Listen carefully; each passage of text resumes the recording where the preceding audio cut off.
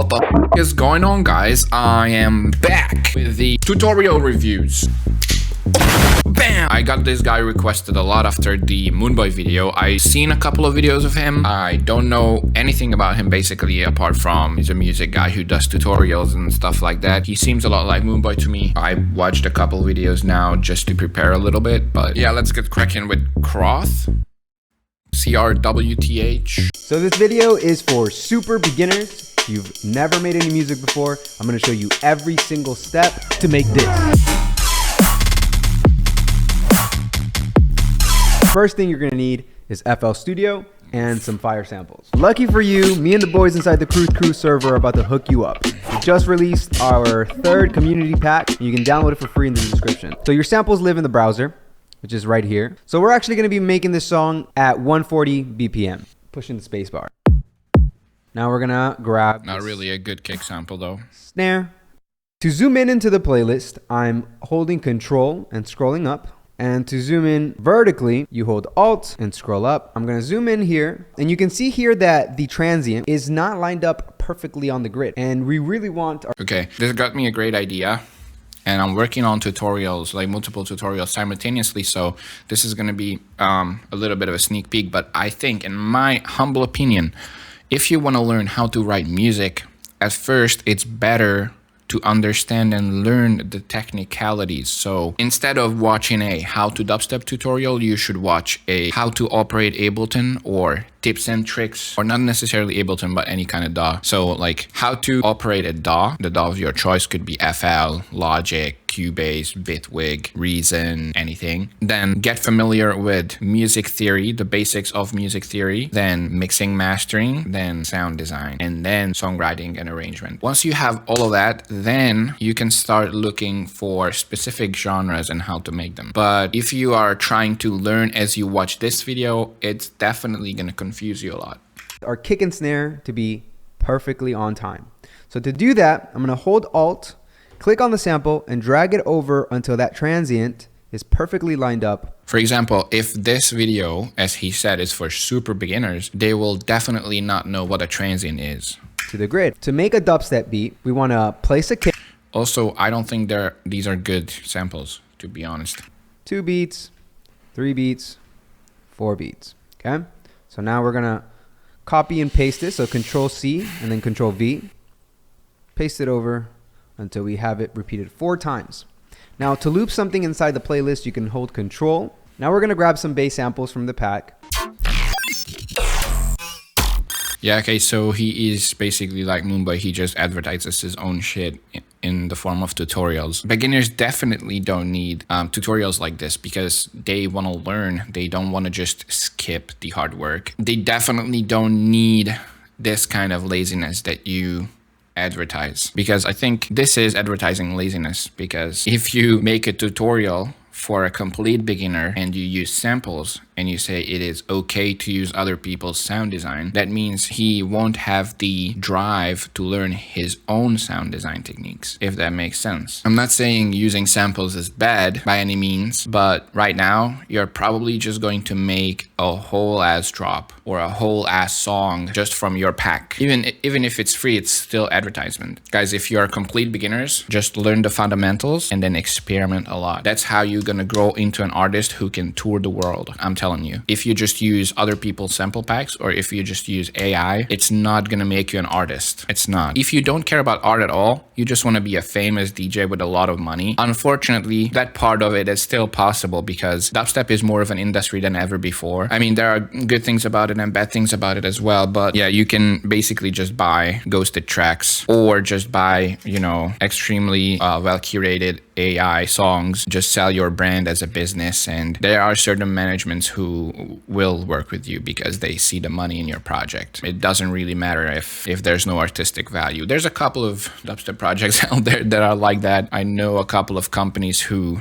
do that, but yeah, I don't want to talk about that right now. The point is that I'm trying to make, if you want to be a good artist who is unique, powerful, and it moves and inspires people, do your own shit. Don't use other people's sound design in a major way in your production. If you want to be successful, unique, and if you want people to remember your stuff, try to create your own shit. I ended up choosing this one to be my first bass hit. And then this one.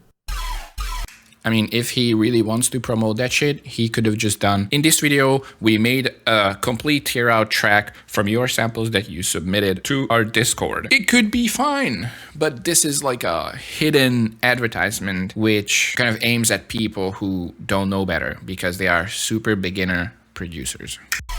To be my second bass hit, but I only want this part. So to shorten this up, I'm gonna hold Alt, grab the end of the sample, and just make it about this length. Then I grabbed this sample here. He's not even talking about linking them to the mixer channels. Serve as maybe later machine gun bass. So same thing, I'm gonna hold Alt, make it shorter. I'm gonna... Okay, he talks about it actually. Bass hit 1, I'm sending to mixer track 7. On 7, the effects I've added to make this sound a little cooler, in my opinion, is this effector with the delay effect. Specific at all, you can move this around. Like I said, I encourage you guys to get creative, come up with your own parameters and your own style. So this is without it. Okay, but if they don't know what you're talking about, like if they don't know what X parameter, Y parameter, bypass, dry wet do, they will just tweak random shit in hopes of, well, maybe it will sound good. They will not know what they're doing. And as I said before, that's the main purpose of tutorials, to teach people. This is with it. Then I added a Fruity Blood Overdrive. Okay, but what is a blood overdrive? What the fuck is an overdrive? 8, which is our second hit here. I added a sausage fattener. Someone actually made a sausage fattener clone in Patra for free. I'll leave it down in the description if you want to download it. Plugin that I really like. And I just chose the elastic trash distortion type. Let's see what happens if we put it completely wet. A little bit too. So now let's make the sub bass. On this section here, you can actually see your patterns. See, I already done that fucking twice because this is actually my 5th time recording this fucking tutorial. So to add pitch all the way down, make it real low.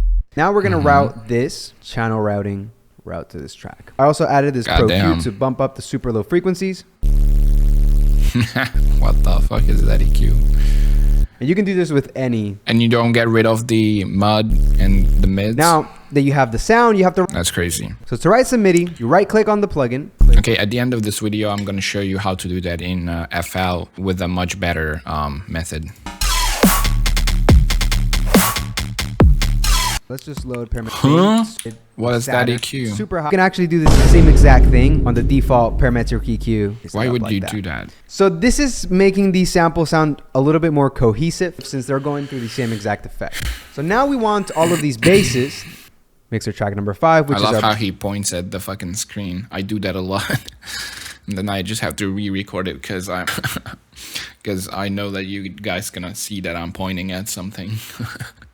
Bass plus sub. Dumbass Mixer dubstep track. people. I am a dumbass dubstep person as well. Okay, so this tutorial is definitely not professional and it's definitely not teaching as much as it should have taught beginners, but I think it has some good information, some basic knowledge, but it's definitely extremely rough around the edges and it's not the best thing to learn from, especially because you don't learn anything other than basic functionalities of FL Studio, like how to operate FL. Yeah, I would probably give this a 4 out of 10, but just because he doesn't promote anything that he sells in this video. A route mixer track 5. Okay. Like that. Cool. Still terrible drums, no hi-hats. Dude, that already sounds sick as fuck. The last thing I added is just another limiter at the fucking on the master because fuck it. Same things. Yeah, because fuck it, but you don't want a limiter if you're making tear out. That's the thing.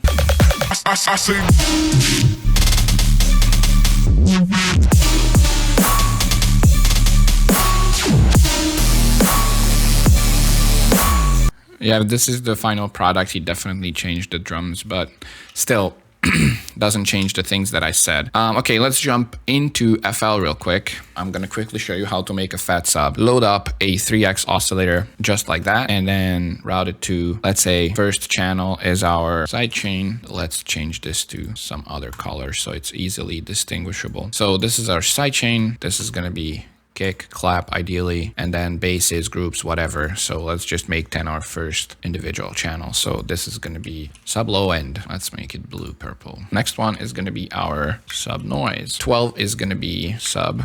Okay, so the way we do this is we route these two channels to the sub summed channel. And then the summed channel is going to be going to the sidechain, and the sidechain goes to the master. This is super easy stuff. But if you want to do saturation on your whole drop group, that means the mid basses together with the sub, you can do a separate channel just for that purpose. So I'm going to name this drop basses. The sub summed should go into the drop group. The drop group goes into the sidechain because obviously you want your whole group to be sidechain to the kick and snare, and then the sidechain goes to the master. So it seems a little complicated, but it's not that complicated if you think about it. So first we want to route this to the 3x oscillator to channel 10 because this is going to be our sub. So ideally you would put your MIDI in here. So let's just do a bass in C#.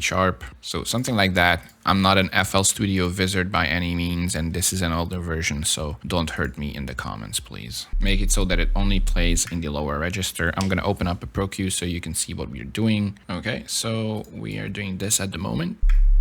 So if we want to do a sub bass that is hearable on smaller speakers, that means we just got to add the first odd harmonic, which is 1 octave and 7 semitones above the original pitch. So if your original pitch inside the plugin is on 12, you gotta add 19 semitones above. 12 plus 19 is 31. So we're gonna boost this to 31, and we're gonna boost this to 31 as well. Now they are too loud. You have this volume knob over here down in the bottom. You can set the balance of these. I'm just gonna put it right here. That sounds fine. I'm just gonna boost the volume with a simple EQ. That's cool. And now I'm gonna quickly cut the highs off so we don't get that click. Aliasing noise probably with the 3x oscillator. Now we have this routed to 12, which is our sub sum. Now we need a exact replica of this, so we can just go clone and then set the routing to 11, copy paste the MIDI, go inside this 3x oscillator and turn this into a noise. Now this is pretty abrasive, so now we can use an EQ to smoothen it out a little bit so it fits the sub distortion a little better. I'm gonna just use a simple band pass. Instead of blood overdrive, I found a much simpler method. I'm just gonna use Fruity Wave Shaper and I'm gonna just distort the sub together with the noise. That sounds good. Now I'm gonna go back to the EQ and I'm gonna play with it a little bit. Okay, that sounds much better. Now, after this, we can just simply put an EQ after the distorted channel, cut the lows from it, so we don't end up with a lot of mids cluttering our mix. But we still can keep this super good distorted noise. Now, you might say, okay, but we don't have a sub anymore. Just the noise. Well, you are right, but in FL, you can route a single channel into multiple ones. So now instead of routing this only to the sum, we can route this straight to the drop basses, and now it's going to be hearable. Simply put, you can hear the two sine waves clean without any distortion, without any noise, and the distorted version of them. So now you have this. And if you want to increase or decrease the volume or put another EQ on it or put any creative effects on it, you can on the sum channel. Obviously, if you're not limited to stock FL plugins, you can do this way easier with Serum and Texture, which is a noise generator plugin. I hope this was just as simple or simpler than the video we just watched. Let me know if you have any idea what videos should I do. I'm probably gonna publish in the next 1 or 2 weeks a Ableton Basics, and I'm gonna try to do an FL Studio Basics, but some people might crucify me for that, so I'm gonna be really careful with that. But yeah, just, you know, getting to know Ableton, super beginner beginner-friendly content type deal. Yeah, this was Nosphere. Recommend other YouTube channels I should check out on the tutorial review series. Peace out. If you found this video helpful, don't forget to check out my website for a lot of high-quality Serum and Vital presets and drum samples. You can also support me on Patreon, where I upload bass music specific tutorial content every single month. Peace.